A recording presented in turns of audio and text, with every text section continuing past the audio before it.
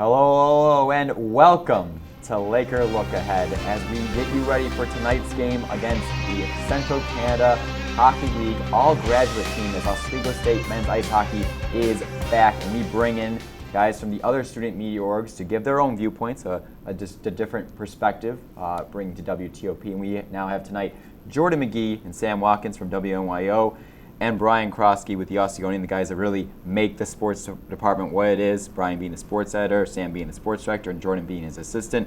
So guys, first off, what are you most excited about Laker hockey being back? Well, Oswego hockey is back. It's been since March since this team is seen on the ice in that 5-4 loss to Adrian College, and it's an interesting year, this one. It's a couple returning veterans along with some new players as well. It's a nice mix of veteran players as well as some new freshmen and transfers. Very excited to see where this team goes. This team has a lot of potential to put something very special together, so we're going to have to wait and see what this team is all about here in 2015 and 2016. Well, my answer is already in the question. Laker hockey being back.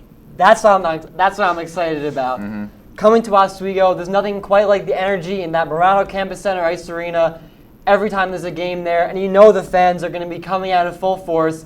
Can't wait to hear the energy they omit, getting behind these guys, get a chance to see some new freshmen that never played in this atmosphere here, to experience this great atmosphere we've been experiencing for the past 1 or 2 years here. Yeah. And what a game with it being friends and family weekend. A lot of people's parents are going to be here with their kids, and it's always one of the most attended games of the season. So it'll be very interesting to see that environment. And Brian, you from your own perspective, unlike the rest of us who really kind of worked a lot with our student media orgs our first 2 years, your freshman year last year, you got to go to as a fan a lot of the games. And I guess as a fan, white out from the Morrisville regular season game, just any games with men's ice hockey, it's a great atmosphere. What is it like to be in that arena?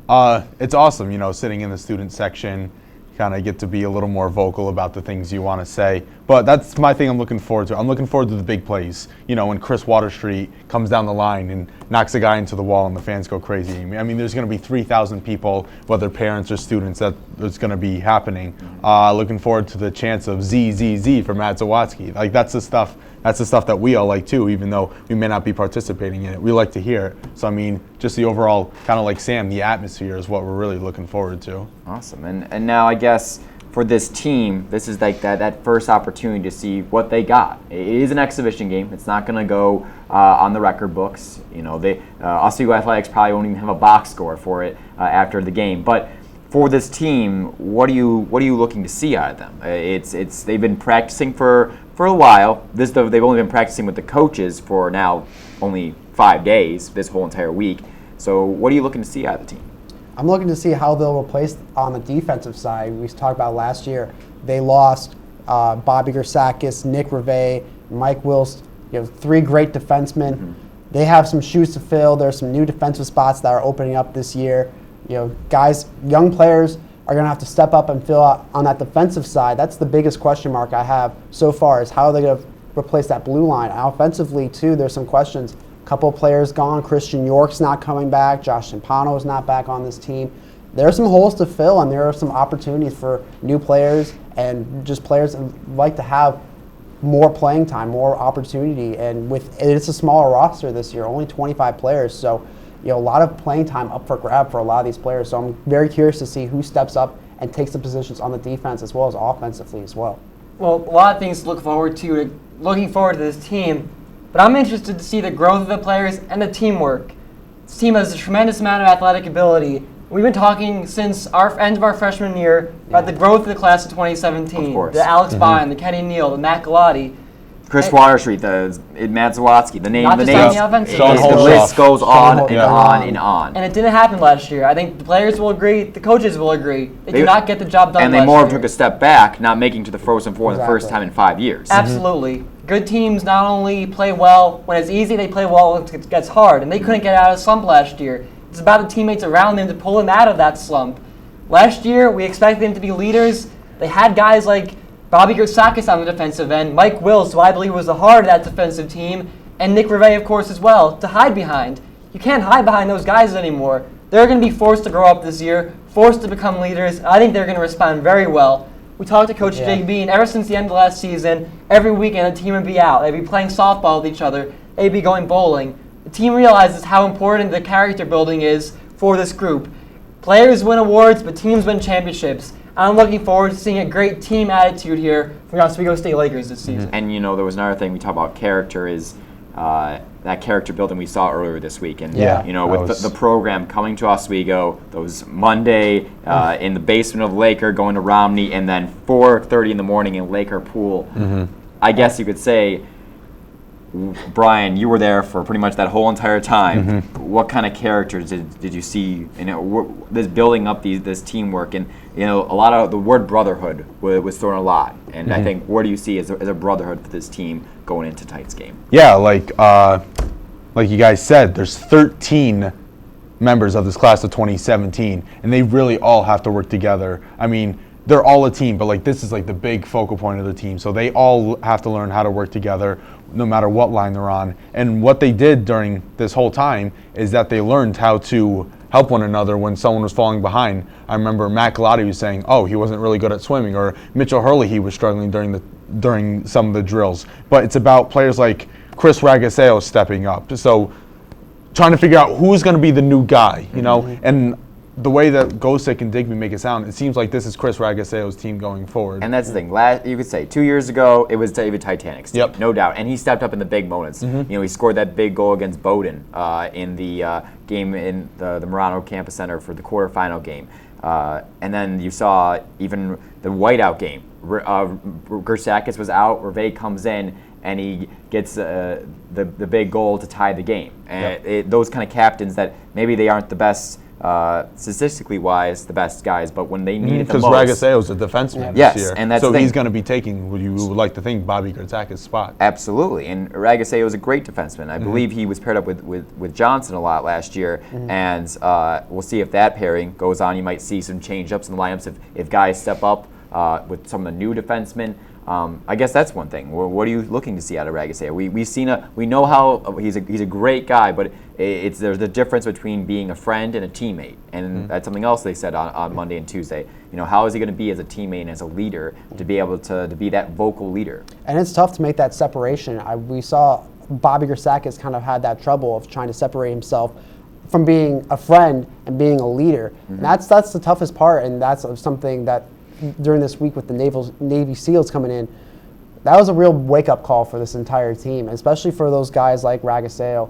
To be a leader, what it means to be a leader. How do you lead by example? On and off the ice. The character that you take on. And Chris Ragaseo, he's a tremendous young man, great character person. He's got great personality. Good head on his shoulders. Absolutely. Great head on his shoulders. Like most of the team this year. Yeah. Just overall, just someone you really.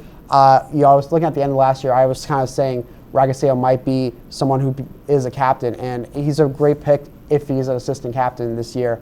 But overall, just him and other captains like Brandon Adams, Max Scott potentially as well, guys who are potential captains on this team. They're guys who exhibited great leadership in that Navy SEAL training, and just. On a complete side note, I'm glad I didn't get to do any of that senior. I wouldn't have lasted 5 minutes, so I give a lot of credit for those guys just getting through that and just making it through. Yeah, Jordan, you made a lot of good points about the leadership standpoint, but I want to see is, I'm going to bring up Bobby's name again. Oswego State was 30 out of 93 last year on power play. They were dominant when they were a man up. But they were dominant. They were one of the best early on. They had number one up in the categories, and they were a deadly force. And then it kind of fell off. Yeah, I think that may be a test of Gertakis getting injured. That is true. I mean, although Gertakis was a defenseman, he led that. The way the power play was set up, he was like the quarterback. He was the guy that was setting it all up. Because at the end of the year, you kind of saw after Gertakis went down, and Galati went on that streak of 9 games in a row without a goal. That and definitely. Gosick had to change the way that they approached when they were man up. It kind of changed, and they were struggling. So I want to see you have guys like Matt Galati. You have guys like Sean Holshoff. These guys can score goals at any time they want. Kenny Neal and Bod, the other players on that power play unit, and they're all returning. Got to think that pairing is going to be all together. But the captain, it's like a team. And a football team returning all of its wide receivers, but a new quarterback. How is that going to work out? Absolutely, and I think that we saw Reve step into that role sometimes. We saw Ragaseo step into that role sometimes. And is Ragaseo going to be the guy that is leading that? Are they going to do the same thing with 4 forwards and 1 defenseman? Can he be the guy at the top of the point leading the power play? Well, I know they're also expecting Steven Johnson to have a huge role, of course. Really played as well into a big position, a big spot for the team last year, and he's going to be right there again this year. The coaches believe in him. He proved it last year that he's a very capable player, not only on the defensive end, but occasionally getting a goal in the back of the net as well. Yeah. But this young defensive team we're going to be looking at, Alex D'Oliveira, J.J. Hart, guys are going to be dependent on more this year.